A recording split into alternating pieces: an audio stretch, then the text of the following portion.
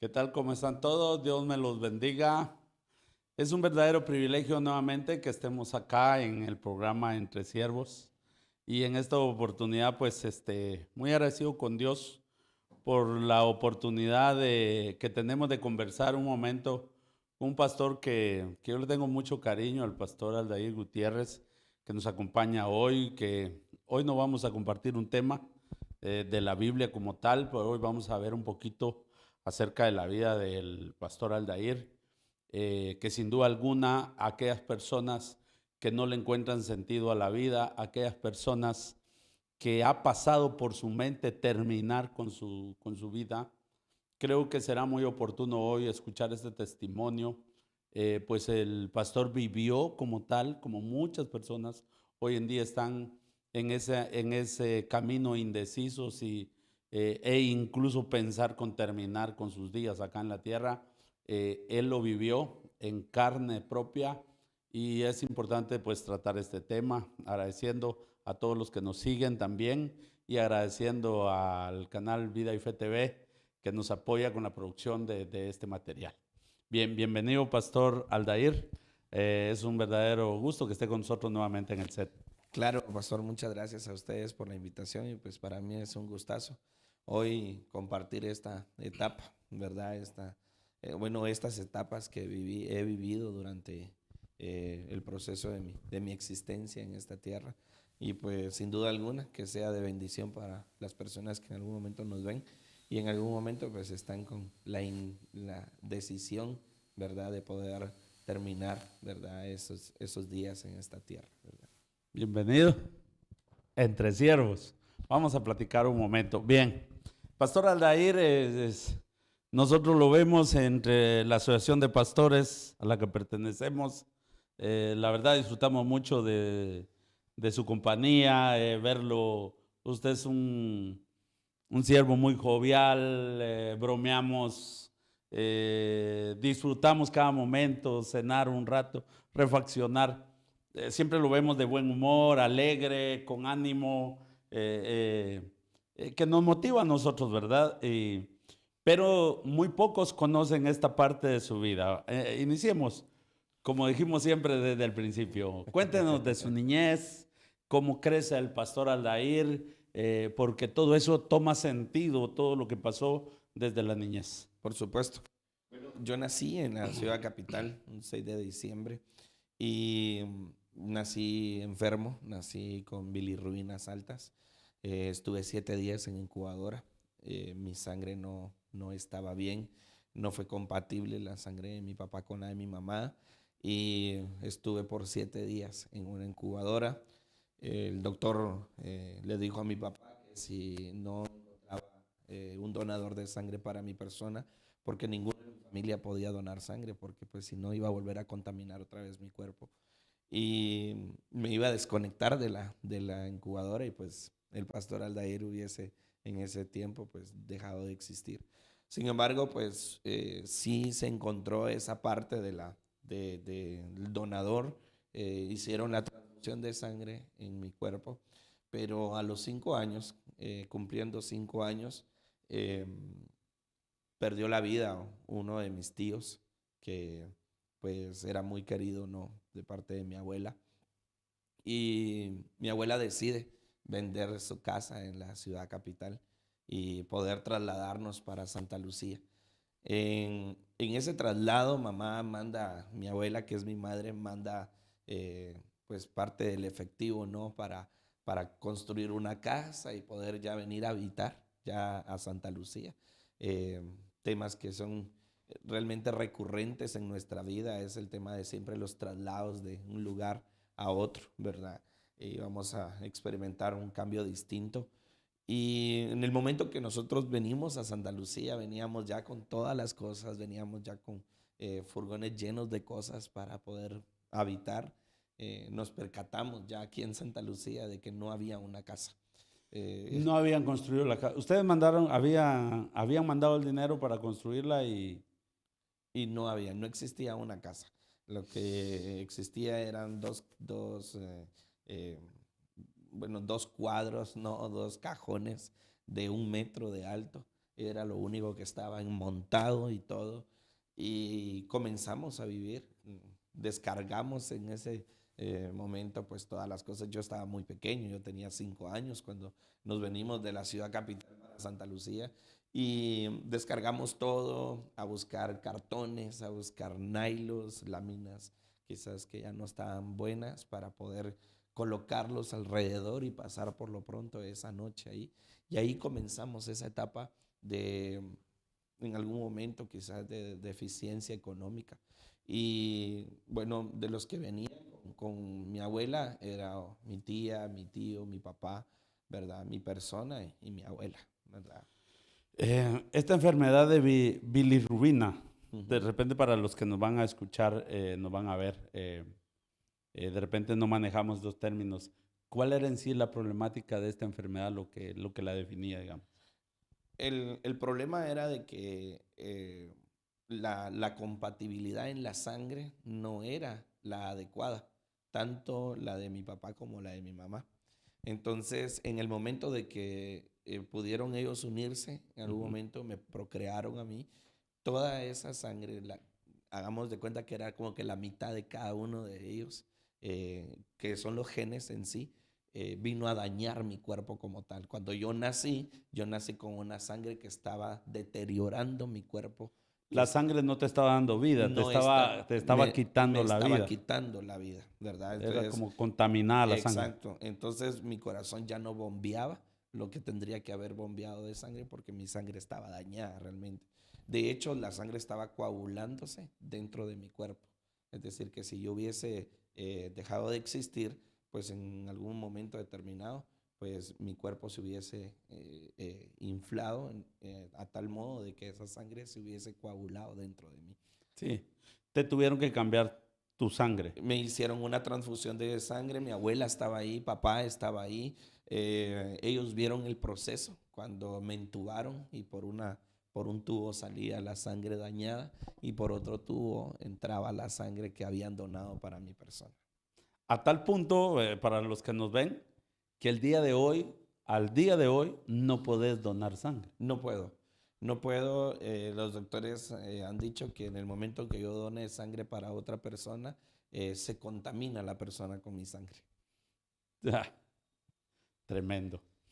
Bien, todo un sueño, o sea, salir de la capital, vender lo que tenían, las posesiones, tu abuela, y trasladarse a Santa Lucía, se suponía que aquí ya habían mandado el dinero, ya habían construido una casa. El día que vienen no hay ninguna casa construida, No hay solo hay nada. un metro de levantado de 2 cuartos, digamos que se Exacto, supone que iban a construir exacto. en montado. Y ahí inicia la vida prácticamente en una galera En una galera, una galera hecha de cartones, de nylos, de de láminas. láminas ya deterioradas por completo. Y ahí comenzó la vida, conocimos a una persona que fue con la que mi abuela vivió por mucho tiempo. Él nos apoyó para que pudiéramos traer algunos parales, ¿no? Para poder construir parte de la casa, ya el techo, porque las primeras noches vivimos sin techo, solo con lo que estaba alrededor. Ahí no estaba poblado, estaba una casa a 1 kilómetro, estaba otra. Hoy vemos toda esa parte bien poblada, Exacto. todo es una gran ciudad.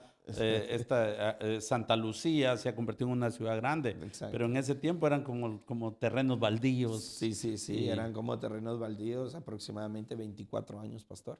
Hace 24 años. Yo actualmente tengo 29 años y hace 24 años estaba así, Santa Lucía, cuando nosotros venimos. Entonces ahí comenzó el proceso. Mi tío, pues él estaba muy, muy pequeño, ¿verdad? Papá, pues venía con una ilusión de poder trabajar acá. Mi papá, pues en algún momento ha trabajado mucho el tema de ser chofer. Eh, Trabajó acá en Santa Lucía como por 2 años consecutivos y después de eso pasó el proceso, un proceso bastante fuerte y decidió irse, decidió salir de Santa Lucía. Hubo una discusión entre mi papá y mi abuela porque cuando nos venimos de Santa Lucía, de la ciudad capital para acá, Santa Lucía, mi mamá ya se había separado de mi papá. Mi mamá me entrega, cuando yo tenía 3 meses de nacido, me entrega en los brazos de mi abuela, diciéndole que ella se haga cargo de mi persona, porque ella ya no quería tenerme a mí por los problemas que había tenido en algún momento con mi papá. Entonces mi abuela se aferra a la idea de que yo soy de ella, que yo soy su hijo, su último hijo.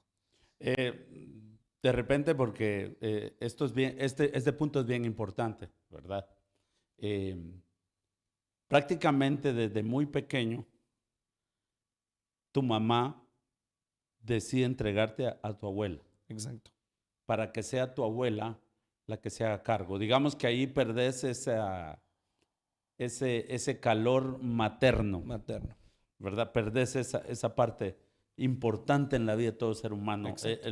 Yo creo que una parte muy importante, que es el amor, el cariño, el aprecio, el cuidado de una madre, ¿verdad? Exacto. La madre biológica. Exacto. Ese punto sos un niño, pero creces con tu abuela. Exacto. A partir de ahí ya no sabes nada de tu mamá. A partir de ahí, yo tenía 3 meses de nacido Sí. y nunca más volví a saber quién realmente era mi madre O sea hasta que una cierta edad.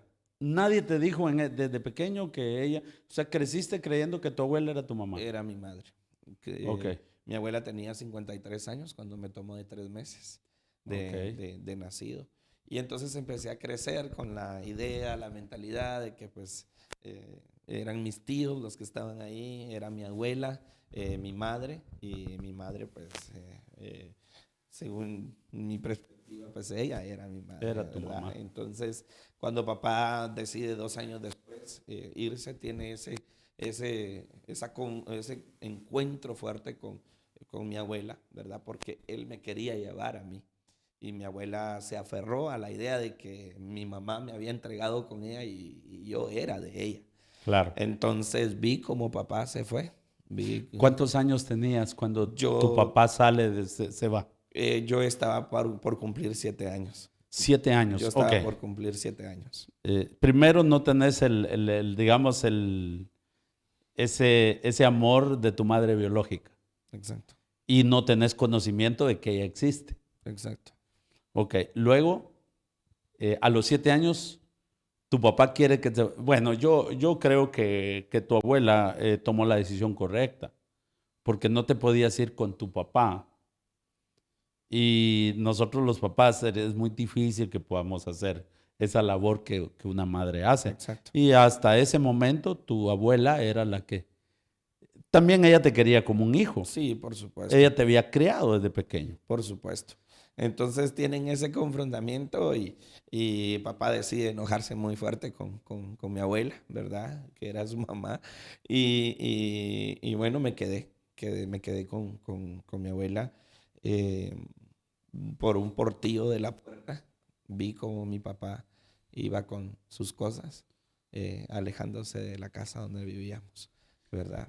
Aldair, en ese momento, yo sé que sos un niño, ahí me ha tocado hablar con muchos, bueno, como pastores hablamos muchas situaciones a veces en la consejería pastoral, nos toca, pero hay personas que tienen recuerdos de sus 7 años, 8 años en adelante, pero también hay personas que desde los 4 años dice que tienen recuerdos de los 4 años.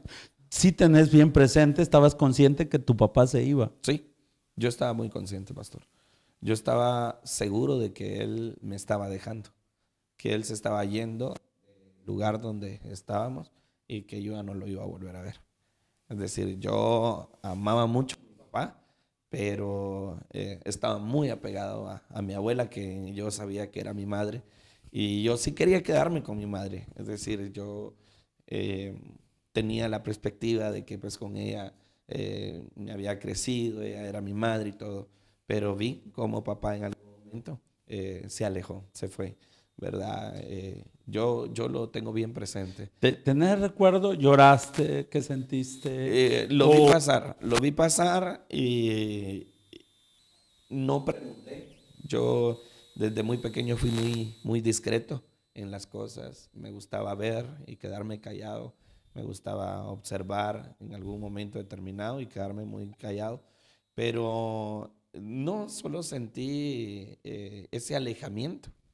No fue una cuestión de llanto, no fue una cuestión ni de tristeza, le podría decir, pero sí sentí como una parte de mí se fue ahí, ¿verdad? Ver Ok. que papá se alejaba, se iba, pues vi como una parte de mí se fue, realmente.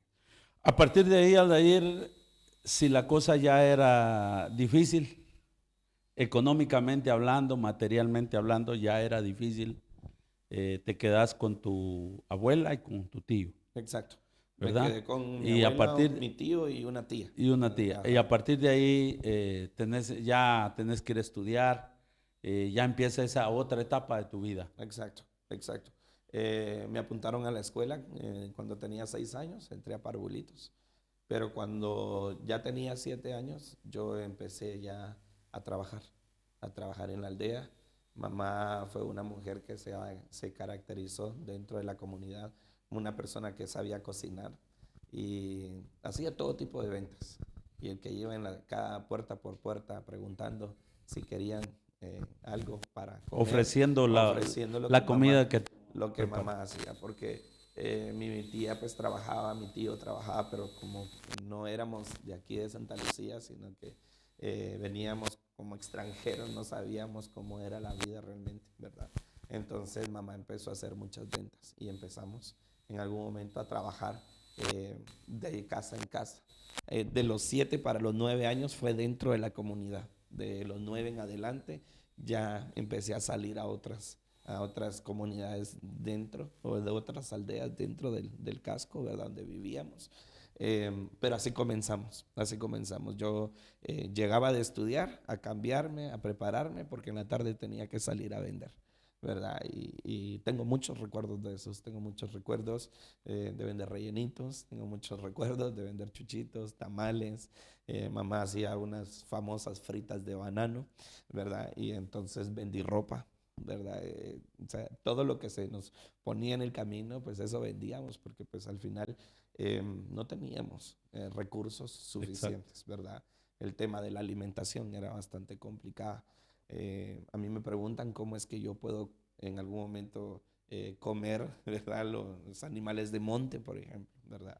Pero era porque no teníamos. Y Sí, el que vivía con mi abuela, pues él salía a cazar, salía de casa y pues ya traía los animales, mi mamá los preparaba y todo, y sí comíamos carne, pero no era como que lo normal que era una carne de res, de exacto. cerdo o de pollo, sino era una carne de animal de monte, ¿verdad? Entonces lo aprendí a comer y tiempo después ya me iba yo a hacer lo mismo, ¿verdad? Para poder llevar a la casa algo para poder comer. Así pasamos desde los 7 hasta que tengo uso de razón, ¿verdad? Pero sí, Exacto. esa etapa pasamos en ese entonces.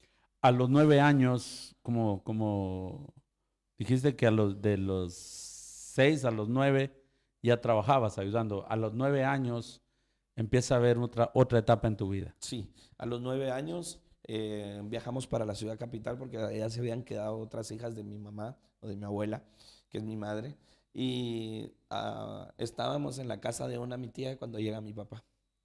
Cuando llega mi papá, nunca voy a olvidar esa escena. Me dijo, mira, venite conmigo. Me subió a un segundo nivel. Me explicó cosas de la vida, me explicó cosas que iban a pasar en mi cuerpo, porque estaba pasando de niño a adolescente. No olvido realmente esas palabras, pero hubo algo que marcó desde ese entonces mi vida, desde los 9 años. Marcó y fue una etapa que pasó de una a otra.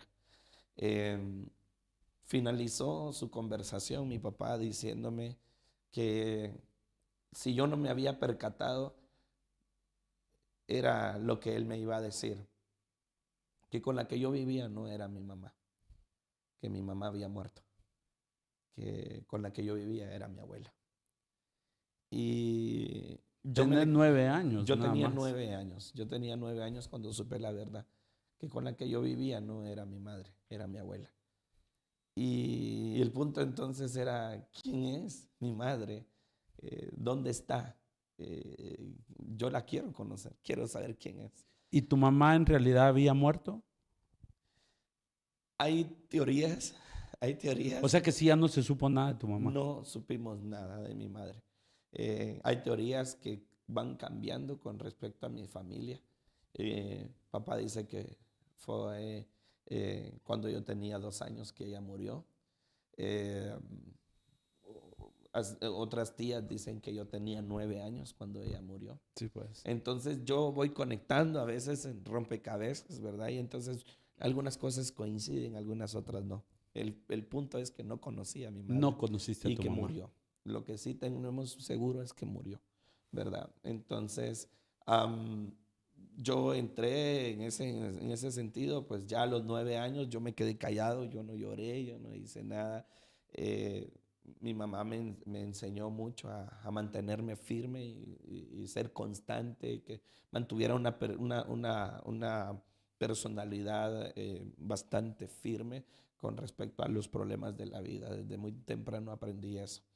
Entonces empecé a experimentar ciertas áreas en mi vida que empezaron a cambiar, como el preguntar en dónde está, como el preguntar por qué no vino a visitarme, el preguntarme desde los 9 años. Eso pasó desde los 9 a los 12 años, pastor. Es el primer quiebre fuerte en tu vida, Exacto, porque ahora se cuestiona por qué no regresó mi madre, exacto. por qué no me vino a ver. Porque ahí empieza ya uno a cuestionar porque ve a otros niños que sus papás les regalan cosas y todo. Y a vos te hacían falta cosas. Sí, O sea, vos estabas carente de muchas cosas que mirabas que otros niños tenían. claro, Y ahí viene el cuestionamiento, mi madre, ¿por qué no vino? exacto. Eso es un choque fuerte. Fue algo bien difícil, pastor, porque era un punto de que ¿quién es entonces? ¿Quién es? ¿Y por qué Mm. no está aquí? El punto no era culparla a ella, sino culpar a los que estaban alrededor de por qué me habían alejado de mi madre cuando yo no sabía realmente qué había pasado. Eh, Empecé a soñarla desde los 9 años hasta los 12 años. Empecé a soñar a una mujer vestida de blanco, con su cabello bastante largo, pero en el momento, yo en el sueño sabía que ella era mi madre. En el sueño yo sabía que iba a correr, o sea, yo corría en el sueño, yo sabía que el personaje que veía ahí, que era una mujer, era mi madre. Cuando yo iba a tomarla o A iba tocarla. a tocarla en el sueño, despertaba porque, y luego me levantaba a veces llorando, porque le decía, mi madre, mi abuelita fue fue una mujer mucho de fe. Ella nos inculcó mucho el cristianismo y nos enseñó a orar en ciertos momentos, nos enseñaba a orar, pero yo me levantaba con el fin de reclamarle a Dios porque no me permitía a mí poder ir a abrazar a mi madre, si yo nunca tuve la oportunidad de hacerlo cuando estaba En el pequeño. sueño empezaste a soñar, pero no era todos los días, pero sí recurrentemente. Sí, Soñabas a una mujer sentada con vestido blanco, exacto. pelo largo, Ujú. pero no le miraba la cara. Nunca le vi el rostro. Nunca le vi el rostro. Siempre estaba de espaldas. Y cuando yo iba a correr hacia ella para poder verle el rostro y abrazarla, despertaba. Es decir, regresaba otra vez la parte consciente. Y despertaba y lo que hacía era llorar, llorar en silencio, porque en un solo cuarto vivíamos todos. Sí, En solo como cuarto. era lógico antes, era una sola habitación, una cama en cada esquina y ahí, a veces en una cama varias personas cuando la familia es grande. Exacto. Bueno, Exacto. ¿qué pasa ahí en el corazón de Aldair? Ahí cambia todo. Por supuesto. Empecé a tener mucho odio, mucho rencor hacia mi familia, pero más por el punto de que me hayan no permitido conocer a mi madre. Ahora lo entiendo, pero en ese entonces, desde los 9 a los 12 años, pasé esa etapa de estar soñando a mi madre, pero a los 12 años en sí, empecé a tener ese sentido de pertenencia, de quererme sentir parte de alguien, de quererme sentir parte de algo, de poder buscar, como no encontraba pertenencia dentro de mi familia, porque por muchas ocasiones sentí, y esto es lo que yo percibí, probablemente no haya sido así, pero yo lo percibí desde mi perspectiva, el, el desaprecio de mi familia. Escuché muchas veces que le dijeron a mi madre que ella ya estaba muy grande, que ella me tenía que entregar a mi papá porque ella ya no estaba para que me cuidaran a mí, sino que ella estaba para que la cuidaran a ella. Entonces yo empecé a sentir, entonces mi familia a mí no me quiere, mi familia a mí entonces me desprecia, entonces ¿para qué sigo acá? Entonces desde los 12 años empecé a tener ese punto de querer buscar en la calle, buscar afuera un sentido de pertenencia.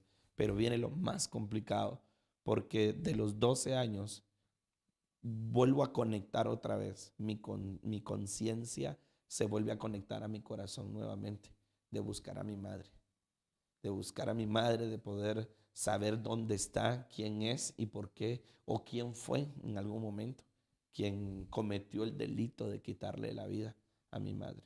Entonces, recuerdo que un día me levanté, estaba llorando y siempre el reclamo hacia Dios, el reclamo de que por qué me había quitado a mi madre.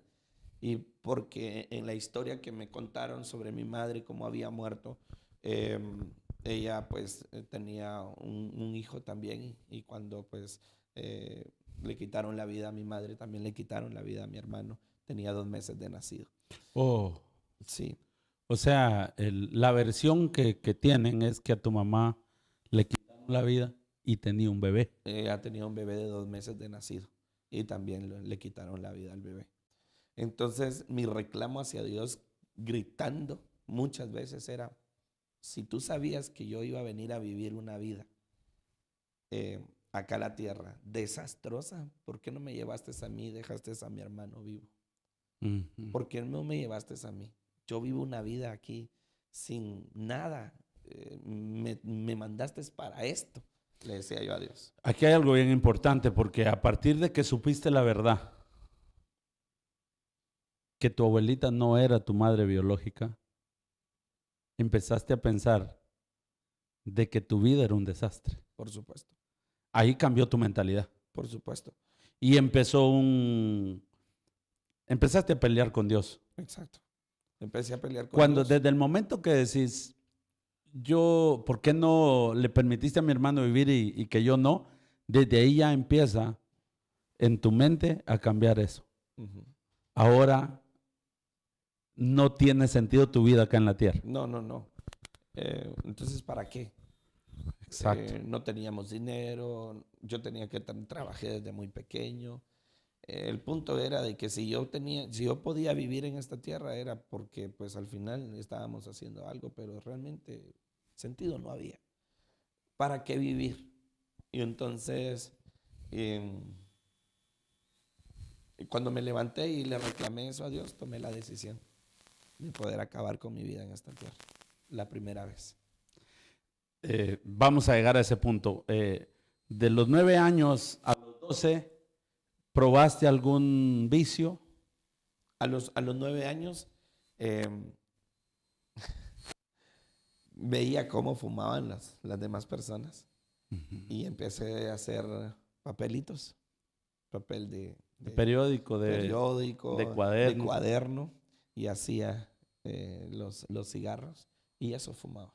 De puro papel, el humo del papel. El humo del papel lo encendía y como eso se prende muy fuerte, lo apagaba y se quedaba todavía el humo y yo lo ensolvía y eso era lo que fumaba, eso pasaba, lo aprendí a hacer desde los 9 años 9 años, siendo un niño. porque fumaba, me tragaba el humo y lo sacaba nuevamente por la nariz, es decir, yo ya lo hacía de esa forma, ¿verdad? Entonces, de los 9 años A los 12. a los 12 Luego de los 12, ya empecé a probar el tabaco como tal, ya a fumar ya con cigarros, ya pues los normales que se conocen, ¿verdad? y a tomar. Y a tomar. Empecé a relacionarme con otras amistades que en algún momento yo dinero no tenía para poder comprar licor o comprar los cigarros, pero con los que me relacionaba eran de familias muy pudientes y ellos sí cargaban bastante dinero.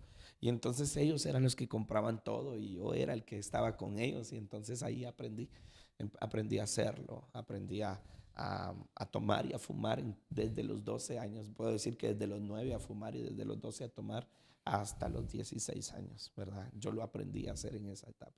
Y era un punto de que era un cigarro y el reclamo a Dios. Y a veces estaba fumando y le estaba reclamando a Dios, ¿verdad? ¿Qué pasa? Porque tu abuela, tu mamá, tu abuela y mamá de crianza, digamos, Ujú.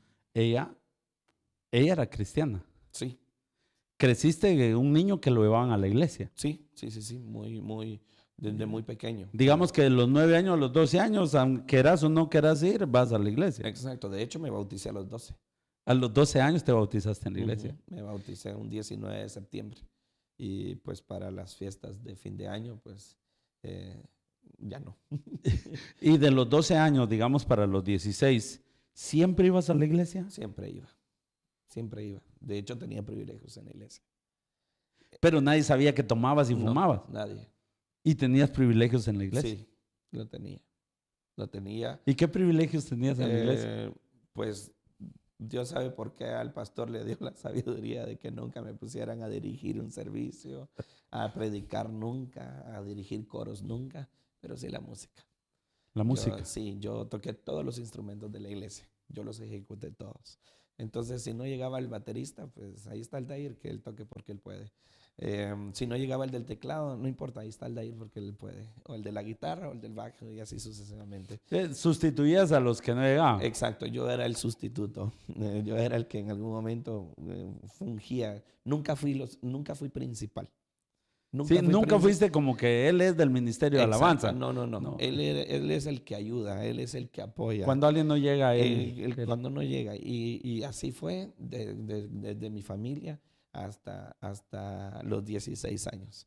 Porque en mi familia, por ejemplo, mamá a veces contaba, ¿verdad? Fíjense que mi nombre es Darío Aldair, pero Darío tiene malas experiencias, ¿verdad? Pero fíjense que él sacó el diploma de sexto y, pero mis hijos, ¿verdad? O sea, siempre era el tema así como que de excluirme, ¿no? Entonces, siempre fue eso. Pero sí iba a la iglesia. ¿Alguna vez tu abuelita notó que andabas tomado, que andabas fumando? Pero a veces las mamás tampoco le van a decir, fíjese, pastor, que él anda tomando. Exacto. Les da pena porque quieren ver a sus hijos que siempre son un ejemplo. ¿Alguna vez te descubrieron? Probablemente, pero como usted dice, mamá, pues no lo quiso ventilar, ¿verdad? Sí, pues, el amor de una cuando madre. papá se fue, el que se quedó a cargo de mi persona fue mi tío, ¿verdad? A quien yo amo y respeto mucho, ¿verdad? Él se quedó a cargo, él era el que velaba por mi sostenimiento dentro de la casa y el que vivía con mi abuela también. Pero tal vez uno de los datos bien importantes de mi vida fue que mamá, como ya estaba muy grande, ya estaba muy anciana, ella ya no pudo ir a la iglesia cuando yo ya tenía 12 años. Entonces el que iba era yo. Pero yo le decía, voy a ir a la iglesia, pero yo no iba a la iglesia realmente. Yo me desviaba, me iba a las canchas de fútbol, iba a tomar con los patojos, de ahí regresaba. Nunca me emborraché a embriagarme tanto, de llegar casi pues tirado, Sí. arrastrado, no, nunca lo hice. Pero sí llegaba pues bastante ebrio, pues no hacía relajo, yo sabía que me iba a lastimar. Mi mamá pues ella era una persona que su tipo de crianza, ¿verdad? De cómo me criaba, pues era muy fuerte. Entonces yo sabía lo que me esperaba si en algún momento pues llegaba en ese estado, ¿verdad? Para los que nos escuchan, para los que nos ven, nosotros que venimos de esa escuela, cómo se corregía antes, creo que la generación actual no soportaría la corrección que nuestros padres hacían antes con nosotros. Exacto. Que hoy creo yo que también es hasta exagerado lo que no se corrige. Exacto. Pero antes a uno lo corregían fuerte, pues si le iban a corregir, como decimos, a darle su par de cinchazos, se los daban a uno bien puestos. Exacto, y el psicólogo estaba colgado, era de cuero en ese Ajá, el psicólogo no era un hombre, era un clavito colgado ahí de cuero ahí, ¿verdad? Entonces, hoy tenemos, como se dice mucho, una generación de cristal, pero, Por supuesto. ok, viene ese momento, esos momentos que creo que van a bendecir mucho y enriquecer esta historia. ¿Cuántas veces intentaste acabar con tu vida? Lo intenté por 4 veces. 4 veces. De los 12 a los 16 años. La primera vez, ¿cuántos años tenías y cómo fue? La primera vez fue a los 12 años, donde me levanté esa mañana reclamándole a Dios que yo quería pude haber conocido a mi madre y no podía. No me dieron esa oportunidad. Para mí el no conocer a mi madre fue como que la vida se terminó. Es decir, el no conocer a mi madre, porque no tenemos ni una foto. Yo no la conozco ni por una foto. Sí, pues. Entonces, esa mañana me levanté. Nosotros vivíamos en una área donde por lado arriba estaba la calle central que conduce para las rutas del sur, ¿verdad? Y lado abajo estaba la autopista. Y agarré para la autopista, del lado de la escuela. Bajé, iba decidido, ¿verdad? A quitarme la vida, iba decidido a terminar por completo. Y llegué a la orilla de la calle, de la carretera central, del asfalto, de la autopista. Y era un tema que estaba una lucha interna, porque siempre era el pensamiento de que si lo hago ya no voy a volver otra vez a la vida. Era una decisión definitiva para poderlo hacer. Me fui a sentar debajo de un árbol, pero mientras estaba sentado en ese árbol, esa piedra todavía existe ahí, esa ceiba todavía está ahí. He pasado un par de veces recordando esa parte. Mientras estaba ahí, había mucho tránsito de vehículos. Cuando tomé la decisión para poder hacerlo, porque yo nunca hice el poder colocar una cuerda o algo por el estilo para quitarme la vida. Yo lo quería hacer de la forma más drástica que pudiera haber existido. Cuando tomé la decisión me impulsé hacia la calle y me coloqué en el asfalto. En la orilla del asfalto. En la orilla del asfalto, esperando que transitara o viniera algún carro y esperar el momento exacto para lanzarme y que él no tuviera chance de frenar. No tuviera la oportunidad de frenar para que me dejara vivo. La idea era acabar con mi vida. Estuve ahí por 10 minutos. Y del otro lado del carril, sí, pues en la otra vía, pasaban los carros, pasaban camiones, pasaban camionetas. Y del lado donde yo me quería lanzar no pasaba ni un carro. Ni un vehículo. ¿Cuánto tiempo estuviste de pie? Tal vez unos 8 o 10 minutos esperando. Eso era Dios. Hablemos de una autopista. Estamos hablando de una autopista que en 10 minutos no pase un vehículo. No, eso no es posible. No es normal. No es normal. Dios. Entonces yo decía, pero ¿por qué allá sí pasan y aquí no? Y yo estuve sentado en la ceiba y empezaron a transitar. ¿Y ahora qué quiero hacerlo? No. Allí no te regresas. Me regresé para la casa, frustrado, llorando. El tema de llorar en silencio fue uno de los puntos más cruciales en mi vida, porque nadie sabía lo que yo estaba pasando. Y eso es importante decirlo hoy. Sí. Que cuando hay que llorar y hay que tener a alguien con quien hablar. Por supuesto. Yo no lo tuve. Cuanto más mis tíos, mi tía, mi tío, mi madre, que es mi abuela, me dieron la confianza a su modo, yo no lo percibí de esa forma. Es decir, yo estaba solo. En la primera vez no podés. No pude. La segunda vez, ¿cuántos años tenías? Ya tenía los 14 años. Cuando estaba dentro de la casa. Mi mamá era de ventas, de negocio. Salía. Y mi mamá salió porque mi mamá puso una tortillería y ella pues iba a moler los grandes baños de maíz para poder hacer vender tortillas. Exacto. Ese día salió y yo jugaba muchas cartas y un día se me ocurre hacer una práctica satánica. Yo ahora lo comprendo, ahora como pastor, como estudioso de la palabra, comprendo que fue una práctica satánica. En ese entonces yo le quería quitar la vida a mi mamá.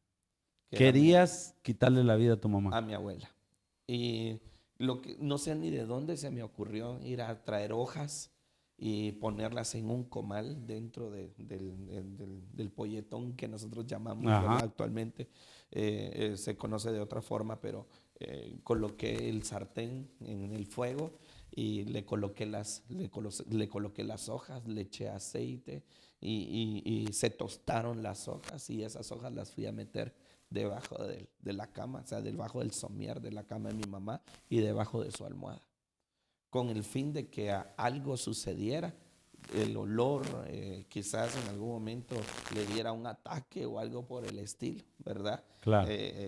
Pero, o sea, era algo mío, era algo que realmente, pues no sé si existía o no, solamente se me ocurrió hacerlo. Al regresar de ahí a la cocina, un arma blanca, un cuchillo, ¿verdad? En ese entonces yo ya me hacía algunas heridas en mis brazos, ¿verdad? Lo que hacen los muchachos, que se cortan, se sangran, se Exacto. hacen heridas para... Por supuesto, exacto. Yo lo empecé a hacer y se sentía muy satisfactorio. El dolor, ver la sangre vertir, se sentía bien en ese entonces, ¿no? Se sentía parte de algo uno. Me sentía parte de los que lo hacían, me sentía del grupo de los que lo hacían. Pero llegué en un momento donde con el cuchillo me empecé a cortar, y llegué en el momento donde estaba mi muñeca. Donde te miraba la vena Donde me miraba principal. mi vena, donde me miraba la vena principal. Y entonces dije yo, esta es la que da vida. Esta es la que en algún momento produce de que mi sangre esté corriendo. Y intenté quitarme la vida de esa forma. Intenté agarrar el cuchillo y ya me había cortado los brazos, el brazo, pero llegué a ese momento donde me podía cortar la vena. Y era un instante, solo era de... Solo era de poder colocar el cuchillo y hacerlo. Y, y lo iba a hacer cuando escuché afuera que sonó el portón de la casa, que era de lámina. Y yo solté el cuchillo y salí, y cuando vi, no había nadie, pastor. No hay nadie. No hay nadie. Y yo decía, pero ¿qué está pasando, verdad? Y cuando regresé otra vez a la cocina, porque iba decidido a hacerlo, cuando regresé a la cocina y volteé otra vez a ver hacia afuera, a lo lejos vi a mi madre con su baño de masa, que venía hacia la casa, porque venía de ir a hacer masa, porque tenía que darnos de comer. En ese momento mi corazón se partió tanto ver a mi madre, una mujer anciana ya de... Luchando por vos. 67 años. Luchando por vos. Luchando para que yo pudiera tener alimentación, ¿no? Pudiera tener mi vestuario, mi calzado, y en algún momento hacer lo que papá, en algún momento mamá, no pudieron hacer por mí. Y recuerdo que me salí de la cocina y dejé el cuchillo ahí tirado. Llegó el que vivía con mi mamá, encontró las hojas quemadas debajo de la almohada, me preguntó, yo lo negué todo, salí corriendo a fumar otra vez y a llorar, pero no de la tristeza, sino del coraje que yo no podía hacerlo. No pudiste lograr tu objetivo otra vez. No pude lograr, ya eran 2 veces y no pude lograr quitarme la vida. Luego viene una tercera vez. Eso fue cuando tenía 15 años. 15 años. 15, casi 16 años. Aquí en Santa Lucía, en ese tiempo se caracterizó que los colegios empezaron a pelear entre sí, ¿verdad? Unos patojos, pues entre ellos andaba Ajá, yo, hubo una etapa así. hubo una etapa donde pues se golpeaban entre los colegios, un grupo con otro. Eran rivales. Éramos rivales, ¿verdad? A veces por las chicas, ¿verdad? A veces por territorios le llamábamos nosotros. Y todos los enfrentamientos se hacían donde está actualmente el estadio, ¿verdad? Ahí había una cancha y ahí se daban los enfrentamientos. El fin era de que esa vez quise que fuera intencional, porque decidimos no llevar cinchos, porque con eso era que que peleábamos, nos quitábamos los cinchos y con las hebillas, ¿verdad? Al que venía solo tratábamos la manera de no darle a nuestros compañeros, ¿verdad? Pero al que venía muchas veces llegué con el ojo roto, ¿verdad? Los labios partidos, porque pues definitivamente a más de alguien me lastimaba, ¿verdad? Pero ¿cómo es ese momento? El punto fue que el día que decidí yo que fuera intencional, eh, todos nos pusimos de acuerdo para llevar navajas, cuchillos, puñales, ¿verdad? Y se lo mandamos a decir al otro grupo, que también lo podían llevar. Llevaron bates, llevaron palos, llevaban de todo. Y el que iba encabezando el grupo era yo. Yo dije, este es el momento para poder no defenderme y poder arribar en contra de ellos y que ellos hagan conmigo lo que quieran. Ese era el punto. Exacto. Esa era la tercera, ya la tercera vez. Y no era la vencida porque todavía quería ¿Y ser. qué pasó? El punto fue que íbamos al encuentro cuando llegó la policía. Llega la policía, empezó las sirenas y todo, no sé ni quién les avisó de que nosotros estábamos ahí. Llegó la policía y tuvimos que salir corriendo. Y todos salieron corriendo, algunos tiraron los cuchillos, los Sí, puñales, huyeron y huimos. todo y ya no lograste tu objetivo. Y yo salí por el lado de donde está, pues, donde está la calzada, ¿verdad? La calzada 15 de septiembre. Del otro lado salí yo corriendo y me fui para la casa llorando otra vez del coraje de que no se había vuelto a lograr otra vez el objetivo de que yo quería perder la vida, que quería quitarme la vida porque ya no había un sentido, ya era difícil. Es que esto es importante hablar de estos momentos porque de hecho este tema tiene eso. La vida tiene sentido. La vida tiene sentido. Claro. Y viene la cuarta vez. ¿Cómo es? En la cuarta vez decidí hacer lo mismo que en la primera. Ya no tenía más recursos. Lo que yo no quería era que mi madre me encontrara dentro de la casa. Exacto. Decidí irme para la parte de arriba de la casa para salir a la carretera principal. Que la carretera principal es la que cruza Santa Lucía La completamente. que cruza Santa Lucía. Y me volví a poner otra vez en la orilla del asfalto. Recuerdo que pasaron tres vehículos. Primero pasó los Ferraris de Guatemala. Las Esmeralda. Pasó una Esmeralda, ¿verdad? Sí. Pasó una Esmeralda. Yo estaba en la orilla. En la orilla. Y cuando yo iba a tomar la decisión de poder lanzarme, pita la Esmeralda, pita el que Fuerte, iba conduciendo. Ajá. Y yo reacciono. Y me hago para atrás y yo llegué a ser consciente de donde yo estaba. Y yo decía, pero ¿por qué estoy aquí? ¿Por qué yo lo voy a hacer? Si hay más vida, o sea, si me voy a ir de una vez y no voy a volver a regresar. Y se colocaba en mi mente otra vez la idea de que perdiste a tu mamá, no te dijeron la verdad, deberías de tomar la decisión. Nadie te toma en cuenta. Nadie te toma en cuenta, ni en la iglesia. Todo eso venía en tu mente. Eso volvía otra vez a envenenar otra vez mi corazón. Y vuelvo otra vez a colocarme en la acera para poder lanzarme. Y venía un camión de repartidor de gaseosas. Y lo mismo, esperar el momento exacto donde ellos no pudieran frenar para yo poder lanzarme, porque todo estaba planificado. Claro. Y al lanzarme, cuando otra vez el pito, ellos pitaron. Bocinan fuerte. Y otra vez vuelvo. Te hace reaccionar. Otra vez reaccionar. Y yo, ¿pero qué estoy haciendo? Y volviendo otra vez para atrás, pasos para atrás. Y el punto de que otra vez lo mismo. Mira, en tu casa no hay nada. Tu mamá es muy fuerte. Sí, la culpa, la acusación, el rencor. Esa parte del rencor y el odio. Y otra vez. Ahora sí, dije, ahora sí. Lo voy a hacer. Hoy estoy determinado para poderlo hacer. Me volví a colocar otra vez en la orilla de la acera.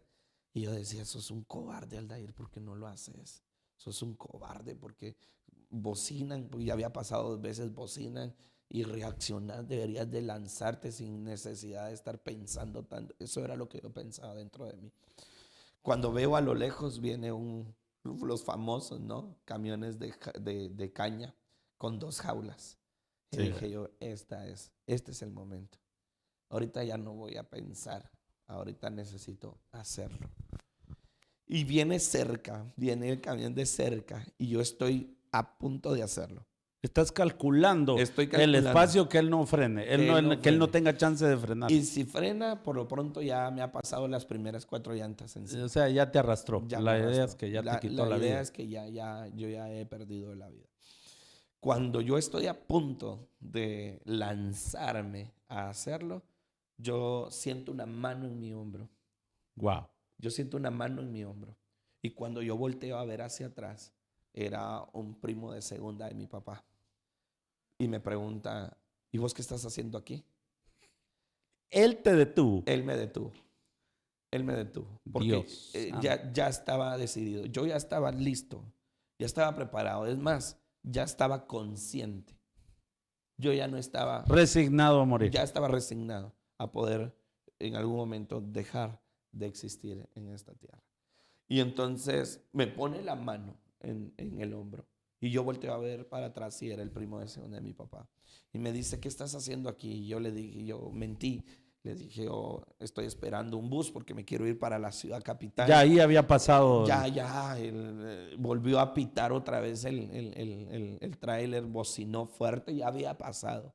Y yo dije, bueno, la oportunidad se volvió a ir otra vez. Y me dijo, yo le dije, mira, me voy a ir porque pues nosotros no tenemos dinero, yo necesito dinero y todo. Y me dijo, mira, andate hoy conmigo y vamos, te voy a dar trabajo hoy, te voy a pagar y después te vas para tu casa. Recuerdo que me fui ese día con él y regresé. Él me quería ir a dejar a la casa, pero yo sabía que él le iba a decir a mi mamá lo que yo estaba haciendo. Y en el momento de que él se fuera, de seguro mi mamá, pues en algún momento iba a tomar alguna acción en contra de mi persona. Me regreso. Iba a bajar al psicólogo. Iba a bajar al psicólogo de la pared.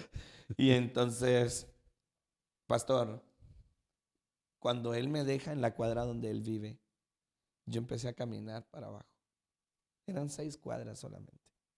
Eran 6 cuadras para llegar a mi casa, de donde él me dejó.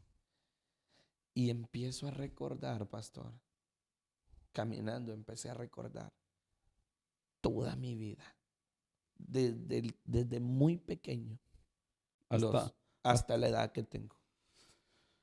Y entonces ahí es donde Dios, en algún momento determinado, pone en mi corazón que mi vida sí valía. Tenía sentido tu vida. Él tenía algo. Él tenía algo, solamente que yo no sabía qué era, pero yo había venido para algo a esta tierra. Había venido para, no sé, pero había venido para algo en ese entonces, no sabía. Imagínate hoy, Aldair, cuántas vidas son afectadas positivamente con la predicación de la palabra, donde el Señor te lleva con el ministerio, cuántos hogares restaurados. Imagínate, todo eso estaba en tu propósito. Como el tiempo se nos está yendo, Aldair, ¿cómo es que el Señor te vuelve a traer a su redil y te hace entender de que Él tiene algo para vos? Cuando yo tenía 16 años fue la última vez que lo intenté y luego ya no volví a intentar. A los 17 años me afirmé delante de los ojos de Dios. Empecé a ir a la iglesia, empecé a cambiar ciertos hábitos de mi vida y el Señor hace el primer llamado. Así fue como el Señor volvió otra vez a mi vida. Yo dije, si Él no permitió que yo lo hiciera 4 veces, es porque algo tiene para mí. Es decir, claro, vale la pena estar acá. Tiene un sentido el que yo pueda abrir mis ojos todas las mañanas y poder volver otra vez a ver la luz de un nuevo día. Regresé a la iglesia, me reconcilié y empecé a caminar conforme el Señor en algún momento me indicaba. Por supuesto que cometí errores siempre en el transcurso, pero traté la manera de poder cambiar mi pensamiento, de poder cambiar esa perspectiva mental que tenía en ese entonces y en algún momento entender que mi vida tenía un sentido en esta tierra. Va a haber otra segunda parte para ver todo el resto, pero el Señor te hace varios llamados y te da una palabra. Esa palabra es que Él tiene algo grande para vos, tiene un ministerio grande y que Él lo va a engrandecer. Y en tu mente creías que era la música. Sí, estaba ejecutando el piano, de hecho, cuando una pastora me fue a ministrar y me dice: Aldair, dice el Señor que su ministerio es grande, es poderoso, es fuerte y que Él lo va a levantar. Y yo venía de la música, yo venía, de hecho estuve en bandas escolares, estuve en el Ministerio de Alabanza de la iglesia. Y yo decía, bueno, es la música. Yo dije, bueno, Dios me va a sacar. Esa palabra te la dieron varias veces. 4 veces, 3 veces. 3 veces. Exacto, 4 veces para confirmar el llamado pastoral. Y la última, eso es lo que yo quisiera que me contaras así rápido. Así. Yo me había desviado nuevamente, ¿verdad? Ya eso fue como a los 19, 20 años. Yo me había desviado, ¿verdad? Dejé la iglesia, dejé mi liderazgo porque ya tenía un liderazgo fuerte. Y llegué a la iglesia por molestar. Honestamente, tenía muchos amigos ahí y regresé porque pues al final no le debía nada a nadie, ¿verdad? Y estaba un evangelista predicando, estaba terminando su predicación. Y cuando él pidió que se levantara, nos levantamos todos para orar, ¿verdad?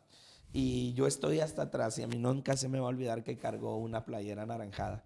Y estoy hasta atrás y el evangelista me dice: tú, joven, el que estás hasta allá atrás, el que tiene la playera anaranjada, ven, yo tengo una palabra para ti.